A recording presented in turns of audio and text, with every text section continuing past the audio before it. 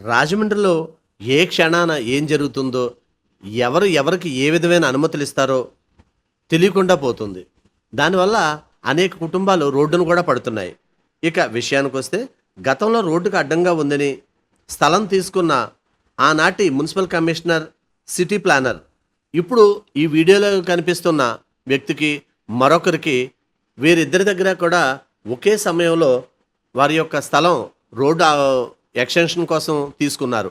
అయితే సదరు ఒక కుటుంబంలో 5గురు, ఒక కుటుంబంలో ఒకరు నివాసం ఉంటున్నారు.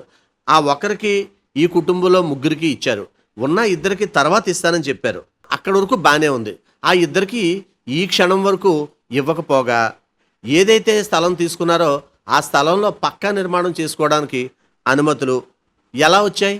ఇదంతా నగరపాలక సంస్థ వారికి తెలియకుండా జరుగుతుందా? అసలు రాజమండ్రిలో ఏం జరుగుతుంది? సర్వే నెంబర్ 72/1 ఫ్లాట్ నెంబర్ 464 ఈ స్థలం గతంలో రోడ్డు వేయడానికి అడ్డంగా ఉందని ఆ స్థలం ఓనర్కి వేరే చోట స్థలం ఇచ్చారు. ఇప్పుడు మళ్ళీ ఆ స్థలంలో పక్క ఇల్లు కడుతున్నారు, పునాదులు వేశారు. ఇదంతా ఏ ధీమాతో చేస్తున్నారు? ఎవరు చేస్తున్నారు? ఇది ప్రభుత్వాధికారుల నిర్లక్ష్యమా? పేదవాడి పట్ల ఇంత నిర్లక్ష్యం అవసరమా అని ప్రజలు ప్రశ్నిస్తున్నారు.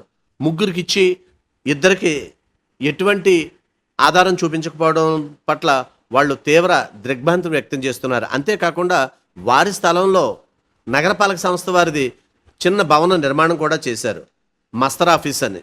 ఇప్పుడు వీళ్ళు కూడా అడుగుతున్నారు, ఆ మస్తర్ ఆఫీస్ ఏదైతే ఉందో ఆ స్థలం మాకు ఇచ్చేయండి, మేము ఏదో ఒకటి కట్టుకుంటాం, మాకు ఏదో ఉపాధి కలుగుతుంది అని.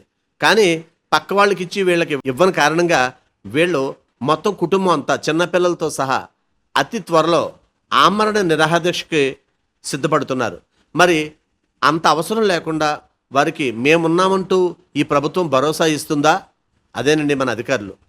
లేదా పోతే పోనే ఏం చేయగలరు వీళ్ళు, పేదవాళ్ళు కదా అని వదిలేస్తారా అనేది $1 మిలియన్ ప్రశ్నగా మిగిలిపోయింది.